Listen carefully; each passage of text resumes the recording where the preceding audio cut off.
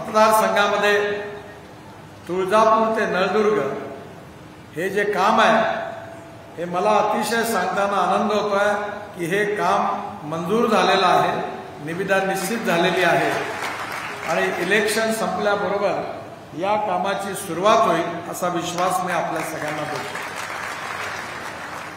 नळदुर्ग ते अक्कलकोट NH 652 याच्या दुपदरीकरणाची लांबी 40 किलोमीटर, किंमत 282 कोटी रुपये। यात बऱ्याच अडचणी आल्या। हा मूळ रस्ता विलेज रोड असल्यामुळे या ठिकाणी ROWची अडचण होती। महाराष्ट्र सरकारच्या रेकॉर्डमध्ये जमीन ॲक्वायर्ड होती, पण शेतकऱ्यांनी काम अडवल्यामुळे त्या ठिकाणी जमीन ॲक्विजिशनची अडचणी निर्माण झाल्यामुळे 4 वर्षापासून काम रखडलं होतं।